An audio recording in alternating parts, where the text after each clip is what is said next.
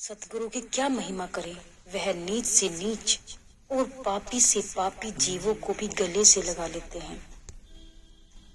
एक बार बारिश के मौसम में कुछ साधु महात्मा अचानक कबीर साहिब के घर आ गए।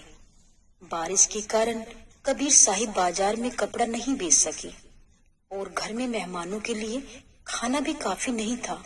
इन्होंने अपनी पत्नी लोई से पूछा, क्या कोई दुकानदार कुछ रसद या आटा दाल हमें उधार दे देगा, जिसे हम बाद में कपड़ा बेचकर चुका देंगे।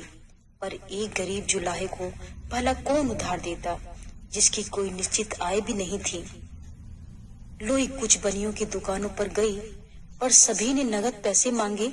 आखिर एक बनिया उधार देने को तैयार हो गया, पर उसने यह शर्त रखी कि वह एक रात उसके साथ बिताए। यह नीचता भरी शर्त उसे बुरी तो बहुत लगी, लेकिन वह खामोश रही।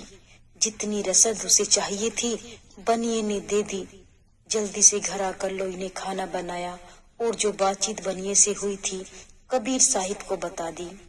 रात होने पर कबीर साहिब ने लोई से कहा कि बनिए का कर्ज चुकाने का वक्त आ गया है, और यह भी कहा कि चिंता मत करना, मालिक सब ठीक करेगा। जब वह तैयार हो गई तो वे बोले, बारिश हो रही है और गली कीचड़ से भरी है, तुम कंबल ओढ़ लो, मैं तुम्हें कंधे पर उठाकर ले चलता हूँ। जल्दी ही दोनों बनिए के घर पहुंच गए। लोई अंदर चली गई और कबीर साहिब दरवाजे के बाहर उसका इंतजार करने लगे। लोई को देखकर बनिया बहुत खुश हुआ, पर जब उसने देखा बारिश के बावजूद ना तो लोई के कपड़े भीगे हैं और ना ही पाँव, तो उसे बहुत हैरानी हुई। उसने पूछा, क्या कारण है कि कीचड़ से भरी गली में भी तुम आई हो, फिर भी तुम्हारे पाँव पर कीचड़ का एक छींटा नहीं। लोई ने जवाब दिया, इसमें हैरानी की कोई बात नहीं, मेरे पति मुझे कंबल उड़ाकर अपने कंधे पर बिठा कर लाए हैं। यह सुनकर बनिया दंग रह गया। लोई का निर्मल निष्पाप चेहरा देखकर वह बहुत प्रभावित हुआ और अविश्वास से उसे देखता रहा।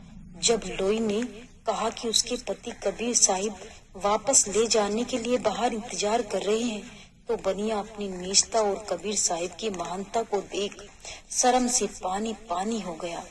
उसने लोई और कबीर साहिब दोनों से घुटने टेक कर माफी मांगी। उठो मेरे भाई, कबीर साहिब बोले, लाखों में शायद ही कोई एक आधा जीव होगा जो कभी रास्ते से भटका ना हो। कबीर साहिब और उनकी पत्नी अपने घर लौट आए। बनिया देर रात तक बीती हुई घटना के बारे में सोचता रहा। अंत में नतीजे पर पहुंचा कि संसार में एक ही सच्चा मार्ग है और वह है परमार्थ का मार्ग।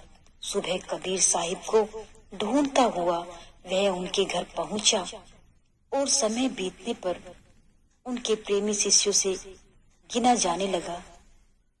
भटके हुए जीवों को सही रास्ते पर लाने के लिए संतों के अपने ही तरीके होते हैं।